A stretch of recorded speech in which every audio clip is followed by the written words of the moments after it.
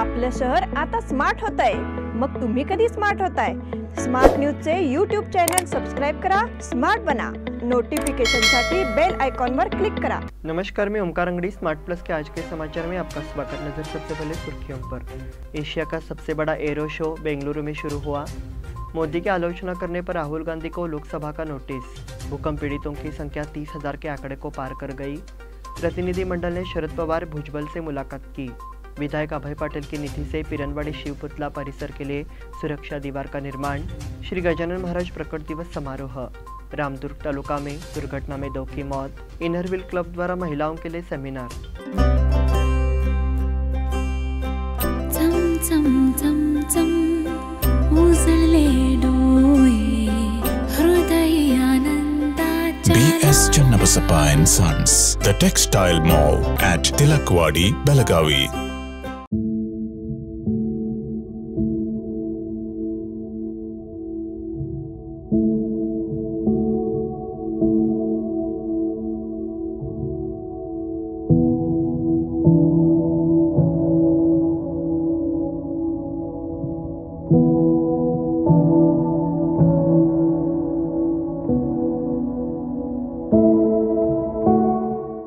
अब समाचार विस्तार से।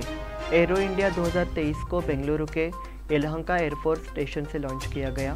प्रधानमंत्री नरेंद्र मोदी ने शो का उद्घाटन किया। उन्होंने इस मौके पर कहा कि ये सिर्फ एयर शो नहीं बल्कि शक्ति प्रदर्शन है। एशिया के सबसे बड़े एयर शो के 14वें संस्करण का आयोजन किया जा चुका है। एयर शो की theme the runway to a billion opportunities है। शो के दौरान 75,000 करोड़ रुपए के 251 MOU साइन किए जाएंगे। प्रदर्शनी में भाग लेने वाली भारतीय कंपनियों में MSME और स्टार्टअप शामिल है, जो देश की अनूठी प्रौद्योगिकी, एरोस्पेस और रक्षा क्षमताओं के विकास को प्रदर्शित करेंगे। एयर इंडिया 2023 में 80 से अधिक देशों की भागीदारी देखी जाएगी। लगभग 30 देशों के मंत्रियों, कई वैश्विक कंपनियों के CEO के भाग लेने की उम्मीद है। इस कार्यक्रम में लगभग 100 विदेशी और 700 भारतीय कंपनियों सहित 800 से अधिक रक्षा कंपनियां भाग ले रही हैं। मोदी की आलोचना करने पर राहुल गांधी को लोकसभा का नोटिस। कांग्रेस नेता राहुल गांधी ने अडानी समूह मामले को लेकर लोकसभा में प्रधानमंत्री नरेंद्र मोदी पर हमला बोला। इस मामले में अब लोकसभा सचिवालय ने राहुल गांधी को नोटिस जारी किया है। लोकसभा सचिवालय ने नोटिस का जवाब 15 फरवरी तक देने को कहा है। बीजेपी नेता निशिकांत दुबे और संसदीय कार्य मंत्री प्रहलाद जोशी ने राहुल गांधी पर विशेषाधिकार हनन का आरोप लगाया था। इस संबंध में लोकसभा सचिवालय में एक शिकायत दर्ज की गई थी। इसी के तहत लोकसभा सचिवालय ने राहुल गांधी को नोटिस जारी किया है। सांसद निशिकांत दुबे ने राहुल गांधी के भाषण पर विशेषाधिकार हनन का नोटिस जारी किया। साथ ही संसदीय कार्य मंत्री प्रहलाद जोशी ने लोकसभा अध्यक्ष को पत्र लिखकर मांग की थी कि राहुल गांधी के भाषण में असंसदीय अपमानजनक आरोपों को नियम 380 के तहत लोकसभा के कार्यवाही से हटाया जाए। भूकंप पीड़ितों की संख्या 30,000 के आंकड़े को पार कर गई। तुर्की और सीरिया में आए विनाशकारी भूकंप से पीड़ितों की संख्या 30,000 से ज़्यादा हो गई है। हालांकि मलबे के नीचे लोगों के बचने की उम्मीद कम होती जा रही है, लेकिन बचाव कार्य जारी है। शनिवार को 12 लोगों को रेस्क्यू किया गया। इब्राहिम जकारिया नाम का एक शख्स बेहोश होकर होश में आता रहा। उन्हें नहीं पता था कि वे कब तक मलबे के नीचे दबे रहे। जकारिया को शुक्रवार रात को बचाया गया। शनिवार के भूकंप के बाद बचाए गए लोगों में आतंक से एक 7 महीने का बच्चा और काहरन मारस शहर का एक परिवार शामिल था। 5 लोगों के एक परिवार को गाजियाटेप के नुरदकी शहर में एक इमारत के मलबे से बचाया गया। तुर्की के उपराष्ट्रपति फुआद ओक्टे ने कहा कि इमारतों के गिरने के लिए जिम्मेदार 131 लोगों को गिरफ्तार करने के आदेश जारी किए गए हैं। प्रतिनिधिमंडल ने शरद पवार भुजबल से मुलाकात की। मध्यवर्ती महाराष्ट्र एकीकरण समिति के प्रतिनिधिमंडल ने सोमवार सुबह मुंबई में एनसीपी के अध्यक्ष शरद पवार, महाराष्ट्र के पूर्व मंत्री छगन भुजबल और जयंतराव पाटिल से उनके आवास पर मुलाकात की। 28 फरवरी को नियोजित मुंबई चलो मोर्चा और कर्नाटक महाराष्ट्र सीमा विवाद के संबंध में विभिन्न नवीनतम घटनाओं पर चर्चा की। पूर्व विधायक मनोहर किनेकर, मध्य महाराष्ट्र एकीकरण समिति के कार्यकारी अध्यक्ष और पूर्व केंद्रीय मंत्री शरद पवार के नेतृत्व में प्रतिनिधिमंडल ने मुंबई के सिल्वर ओक एस्टेट में पूर्व मंत्रियों भुजबल और जयंतराव पाटिल से मुलाकात की। विधायक अभय पाटिल की निधि से पिरनवाड़ी शिवपुतला परिसर के लिए सुरक्षा दीवार का निर्माण। पिरनवाड़ी में श्री छत्रपति शिवाजी महाराज का भव्य पुतला लगाने का निर्णय लिया गया है। इस कार्य के लिए बेलगाम साउथ के विधायक अभय पाटिल ने हर संभव सहयोग देने का आश्वासन दिया। साथ ही शिव पुतला क्षेत्र के चारों ओर सुरक्षा दीवार बनाने के लिए भी उचित धनराशि उपलब्ध कराई गई है। इस संबंध में हाल ही में विधायक ने कार्य का निरीक्षण किया और सुझाव दिए। उक्त कार्य के लिए 60 लाख रुपए की धनराशि उपलब्ध कराई गई है। साथ ही उक्त कार्य पूर्ण कर लिया गया है।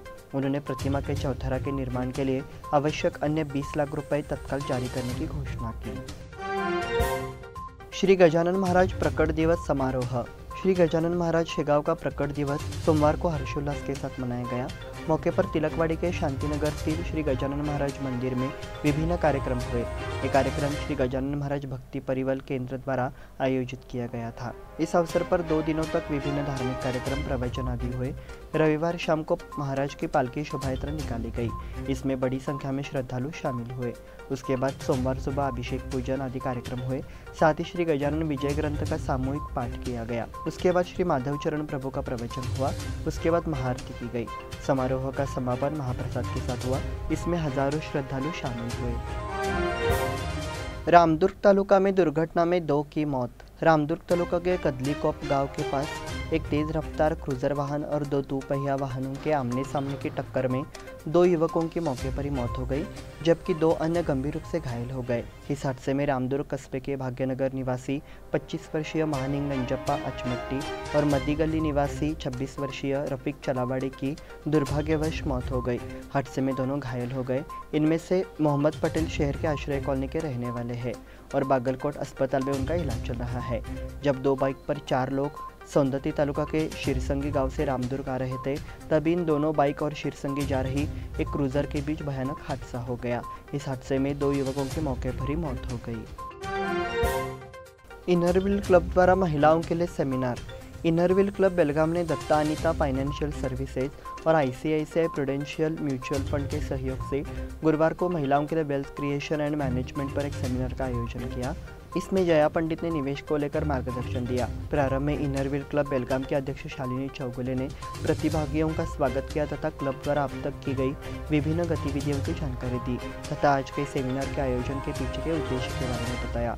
इसके बाद दत्ता अनिता फाइनेंशियल सर्विसेज की अनिता कनबर्गी ने ICICI प्रूडेंशियल म्यूचुअल फंड के नॉलेज मैनेजमेंट हेड और stock market and investment expert Jaya Pandit का परिचय कराया। इस बुलेटिन में वक्त हो गया छोटे से ब्रेक का। देखते रहिए स्मार्ट प्लस।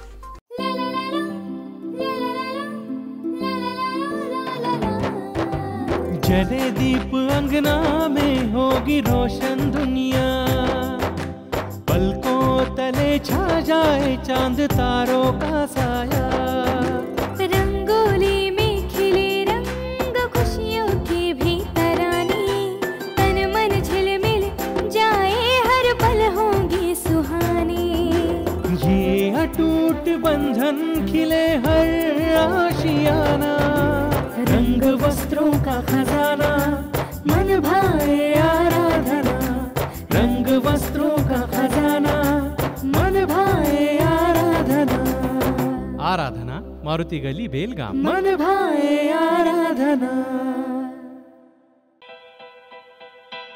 बेलगाम वासियों के पसंद में उतरा उड़ान बार एंड रेस्टोरेंट। सोशल डिस्टेंसिंग का ख्याल रखते हुए हमारा स्टाफ देता है बेहतरीन सर्विस का विश्वास।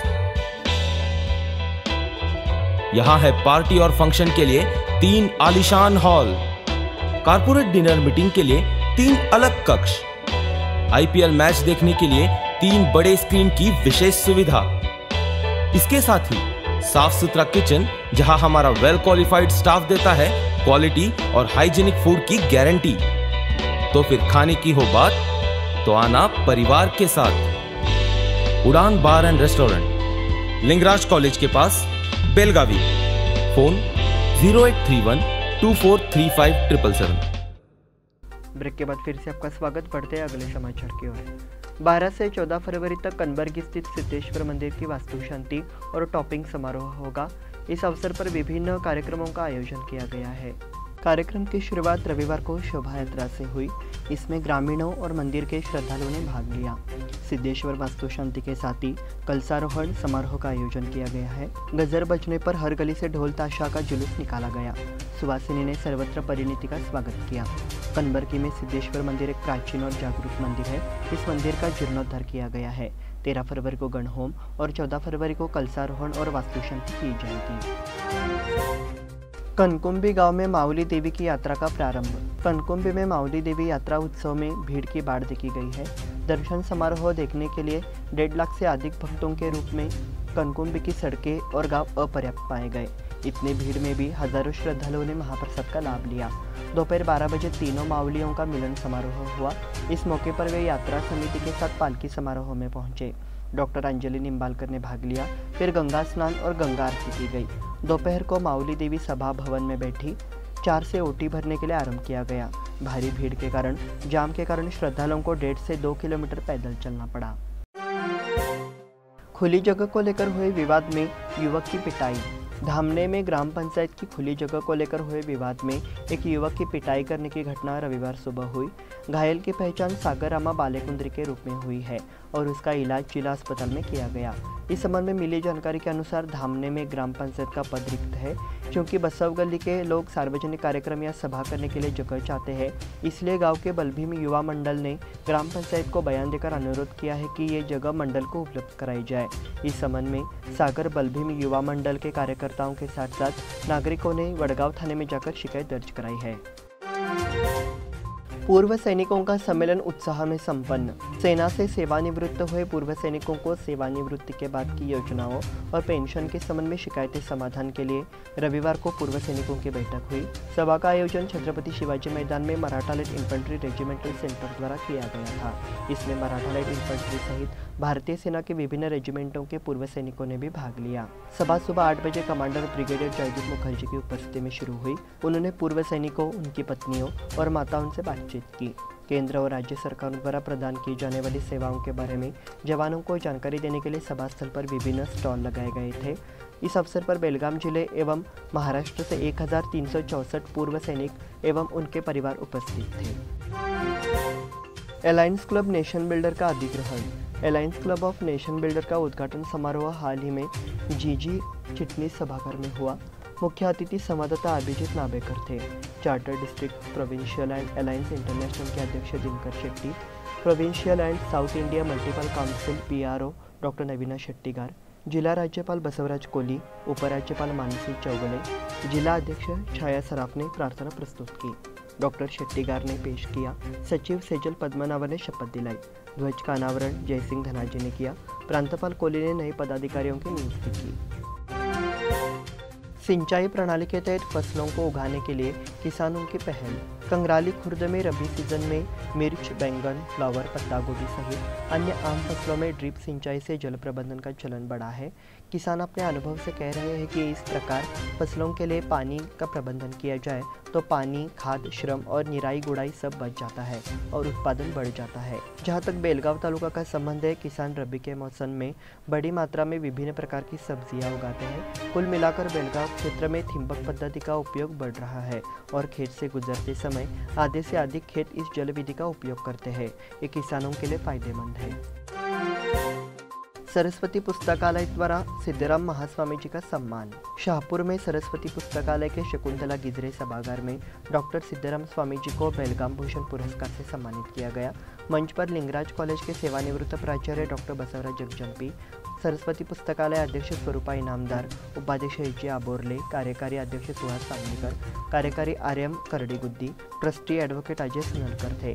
कार्यक्रम का शुभारंभ दीप प्रज्वलित कर किया गया। संचालन स्वरूपा इनामदार और वृंदा जोशी ने किया। सम्मान पत्र का वाचन पुस्तकालय के कोषाध्यक्ष विजय देशपांडे ने किया। इसके बाद डॉक्टर सिद्धराम स्वामी को एक पुरस्कार और प्रमाण पत्र प्रदान किया गया। इसी के साथ स्मार्ट प्लस के आज के समाचार समाप्त हुए। धन्यवाद।